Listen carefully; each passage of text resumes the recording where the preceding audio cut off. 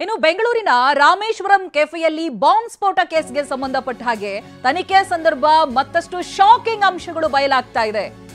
NIA ತನಿಖೆ ಮುಂದುವರೆದಿದೆ. ಈ ತನಿಖೆಯಲ್ಲಿ ಶಾಕಿಂಗ್ ವಿಷಯಗಳು ಹೊರಬರ್ತಾ ಇದೆ. ಐಸಿಸ್ ಉಗ್ರರ ಜೊತೆಗೆ ಸೇರಿ ಐಇಡಿ ಸ್ಫೋಟಕ್ಕೆ ಶಂಕಿತರು ಸಂಚನ್ನ ರೂಪಿಸಿದ್ರು.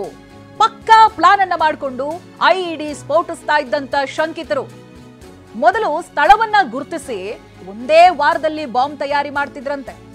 ಶಂಕಿತ ಉಗ್ರರಿಗೆ ಐಸಿಸ್ ನಿಂದಲೇ ಬಾಂಬ್ ತಯಾರಿಕೆಯ ಟ್ರೈನಿಂಗ್ ಕೂಡ ಸಿಕ್ಕಿತ್ತು. ಟಿವಿ9 ನಲ್ಲಿ ಎನ್ಐಎ ಚಾರ್ಜ್ ಶೀಟ್ ನಲ್ಲಿನ ಎಕ್ಸ್ಕ್ಲೂಸಿವ್ ಮಾಹಿತಿ ನಿಮ್ಮ ಮುಂದಿಡ್ತಾ ಇದ್ದೀವಿ. ಬೆಂಗಳೂರಿನ ರಾಮೇಶ್ವರಂ ಕೆಫೆ ಬಾಂಬ್ ಸ್ಫೋಟ ಇಡೀ ದೇಶದಾದ್ಯಂತ ಸುದ್ದಿಯನ್ನ ಮಾಡಿತ್ತು. ಎನ್ಐಎ ಅಖಾಡಕ್ಕಿಳಿದು ತನಿಖೆಯನ್ನ ಆರಂಭ ಮಾಡುತ್ತೆ. ಅವತ್ತು ಬಾಂಬ್ ಸ್ಫೋಟಿಸಿರುವಂತಹ ಮುಸಾವಿರ್ ಹುಸೇನ್ ನಿಂದ ಹಿಡಿದು ಆತನ ಜೊತೆಗಾರರು, ಆತನಿಗಿರುವಂತ ಲಿಂಕ್ ಎಲ್ಲವೂ ಕೂಡ ಎನ್ಐಎ ತನಿಖೆಯಲ್ಲಿ ಬಟಾಬಯಲಾಗುತ್ತೆ. ಕೆಲವೊಂದು ಶಾಕಿಂಗ್ ವಿಚಾರಗಳಂತ ಹೇಳಿದ್ರೆ, ಇವ್ರುಗಳಿಗೆ ಐಸಿಸ್ ಉಗ್ರರ ಜೊತೆಗೆ ನಂಟಿತ್ತು. ಐಇಡಿ ಸ್ಫೋಟಕ್ಕೆ ಶಂಕಿತರು ಸಂಚನ ರೂಪಿಸಿದ್ರು, ಪಕ್ಕಾ ಪ್ಲಾನ್ ಅನ್ನ ಮಾಡ್ಕೊಳ್ತಾ ಇದ್ರು.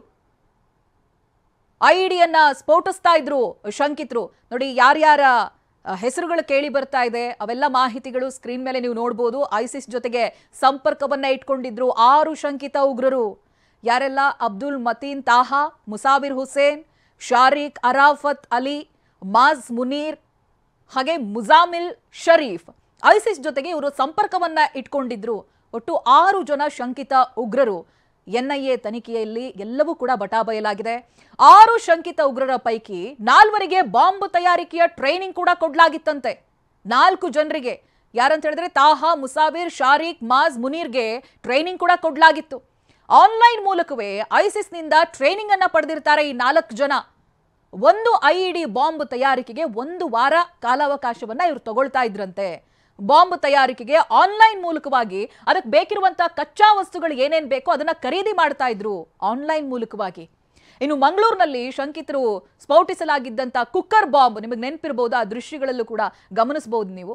ಮಲ್ಲೇಶ್ವರಂನಲ್ಲಿರುವಂತಹ ಬಿಜೆಪಿ ಕಚೇರಿ ಬಳಿಯೂ ಕೂಡ ಇವರು ಬಾಂಬ್ ಅನ್ನ ಇಟ್ಟಿದ್ರು.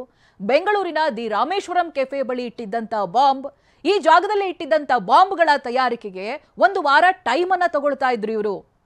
ಬಾಂಬ್ ಅನ್ನ ತಯಾರು ಮಾಡ್ಬೇಕಲ್ಲ, ಅದಕ್ಕೆ 1 ವಾರ ಟೈಮ್ ತಗೊಳ್ತಾ ಇದ್ರಂತೆ. ಬಾಂಬ್ ಎಲ್ಲಿಡಬೇಕು, ಅದಾದ ನಂತರ ಅದರ ಪ್ಲಾನಿಂಗ್ ಅನ್ನ ಮಾಡ್ತಾ ಇದ್ರು. ಎಲ್ಲಿಡಬೇಕು ಏನು ಅನ್ನೋದ್ರ ಪ್ಲಾನಿಂಗ್ ಆಗ್ತಾ ಇತ್ತು. ಆ ನಂತರದಲ್ಲಿ ಪ್ಲಾನ್ ಫೈನಲ್ ಆಗ್ತಾ ಇದ್ದಂತೆ ಬಾಂಬ್ ಅನ್ನ ತಯಾರಿಸ್ತಾ ಇದ್ರು. 4ವರು ತಯಾರಿಸುವಂತ ಬಾಂಬ್ಗಳಿಗೆ ಒಂದೇ ಟೈಮರ್ ಅನ್ನ ಫಿಕ್ಸ್ ಮಾಡ್ಲಾಗ್ತಾ ಇತ್ತು. 90 ನಿಮಿಷಗಳ ಟೈಮರ್ ಅನ್ನ ಸೆಟ್ ಮಾಡಿ ಬಾಂಬ್ ಅನ್ನ ಇಡ್ತಾ ಇದ್ರು. 3 ಸ್ಥಳದಲ್ಲಿ ಇಟ್ಟಿದ್ದಂತ ಬಾಂಬ್ಗೆ 90 ನಿಮಿಷದ ಟೈಮರ್ ಅನ್ನ ಸೆಟ್ ಮಾಡ್ತಾ ಇದ್ರು. ಆದ್ರೆ 2 ಕಡೆ ಫೇಲ್ ಆಗುತ್ತೆ. ರಾಮೇಶ್ವರಂ ಕೆಫೆಯಲ್ಲಿ ಸಕ್ಸಸ್ ಆಗುತ್ತೆ. ಈ ಎಲ್ಲಾ ಅಂಶಗಳು ಕೂಡ ಚಾರ್ಜ್ ಶೀಟ್ ನಲ್ಲಿ ಉಲ್ಲೇಖ ಆಗಿದೆ. ನೋಡಿ, ಇಂಚಿಂಚು ಮಾಹಿತಿಗಳು ಚಾರ್ಜ್ ಶೀಟ್ ನಲ್ಲಿ ಉಲ್ಲೇಖ ಆಗಿದೆ. ತನಿಖೆ ಸಂದರ್ಭ ಬಯಲಾಗಿದೆ. ಯಾವ ರೀತಿಯಾಗಿ ಇವರು ಬಾಂಬ್ ತಯಾರಿ ಮಾಡ್ತಾ ಇದ್ರು, ಒಟ್ಟು ಎಷ್ಟು ಜನ ಇದ್ರು, ಅದರಲ್ಲಿ ಎಷ್ಟು ಜನಕ್ಕೆ ಬಾಂಬ್ ನ ಟ್ರೈನಿಂಗ್ ಅನ್ನ ಕೊಡ್ಲಾಗ್ತಾ ಇತ್ತು. 1 ವಾರದ ಟೈಮ್ ಅನ್ನ ತಗೊಂಡು ಬಾಂಬ್ ತಯಾರಿಕೆಯನ್ನ ಮಾಡಿ ಆ ನಂತರದಲ್ಲಿ ಅದನ್ನ ಎಲ್ಲಿಡಬೇಕು ಏನು ಅನ್ನೋದ್ರ ಬಗ್ಗೆ ಚರ್ಚೆಯನ್ನ ಮಾಡ್ತಾ ಇದ್ರು. ಆನಂತರ ಬಾಂಬ್ಗಳನ್ನ ಪ್ಲೇಸ್ ಮಾಡ್ತಾ ಇದ್ರು. 90 ನಿಮಿಷಗಳ ಟೈಮರ್ ಅನ್ನ ಎಲ್ಲಾ ಬಾಂಬ್ಗಳಿಗೂ ಕೂಡ ಫಿಕ್ಸ್ ಮಾಡ್ತಾ ಇದ್ರು. 2 ಪ್ಲಾನ್ಗಳು ಫೇಲ್ ಆಗುತ್ತೆ. ಹಾಗೆ ರಾಮೇಶ್ವರಂ ಕೆಫೆಯಲ್ಲಿ ಏನೋ ಅವ್ರು ಪ್ಲಾನ್ ಮಾಡಿದ್ರಲ್ಲ ಇಲ್ಲಿ ಸ್ಫೋಟ ಮಾಡಬೇಕು ಅಂತ, ಅದು ಸಕ್ಸಸ್ ಆಗುತ್ತೆ.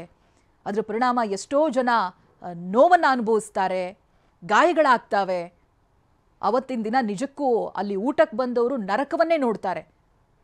ಛಿದ್ರವಾಗುತ್ತೆ ರಾಮೇಶ್ವರಂ ಕೆಫೆ.